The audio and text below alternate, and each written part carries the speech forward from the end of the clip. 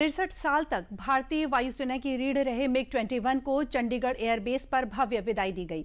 हम आपको बता दें कि आज से इनकी सेवाएं समाप्त कर दी गई हैं, जिसने युद्ध और सुरक्षा में अद्भुत योगदान दिया।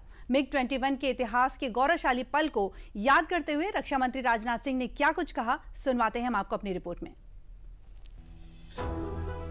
1971 के वार से लेकर कारगिल के युद्ध तक या फिर बालाकोट एयर स्ट्राइक से लेकर ऑपरेशन सिंदूर तक ऐसा कोई क्षण नहीं रहा जब MiG-21 ने हमारी आर्म फोर्सेस को जबरदस्त मजबूती न प्रदान की हो।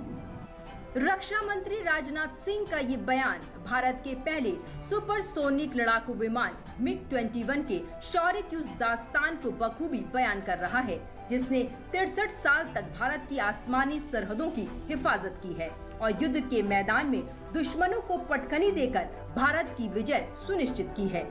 लेकिन एक जवान की तरह वायुसेना में कमीशन विमान को भी आखिरकार एक दिन सेवा मुक्त कर दिया जाता है और इस बार बारी MiG-21 की थी। शुक्रवार को चंडीगढ़ वायुसेना स्टेशन पर MiG-21 का भव्य विदाई समारोह हुआ, जहां वाटर कैनन सैल्यूट से MiG-21 को अलविदा कहा गया। विदाई समारोह में एयरफोर्स चीफ AP सिंह ने 23 स्क्वाड्रन के 6 जेट के साथ उड़ान भरी और इसी के साथ आज से MiG-21 की सेवाएं आधिकारिक तौर पर खत्म हो गयी।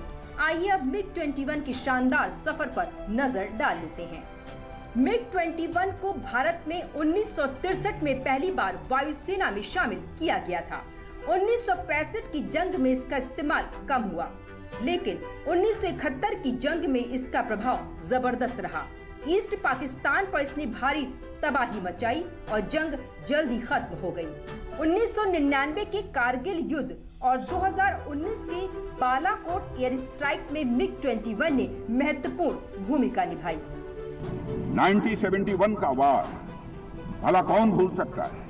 MiG-21 ने पाकिस्तान के साथ युद्ध के दौरान विपरीत परिस्थितियों में जिस दिन ढाका के गवर्नर हाउस पर हमला किया, उसी दिन उस युद्ध के परिणाम की रूपरेखा तय कर दी गई।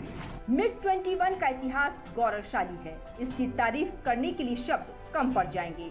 भारत दुनिया का सबसे बड़ा MiG ऑपरेटर रहा है, लेकिन अब ये साथ यही खत्म हो रहा है। भारत के आसमान पर सिकंदर आज वायुसेना के बेड़े से अलविदा हो गया।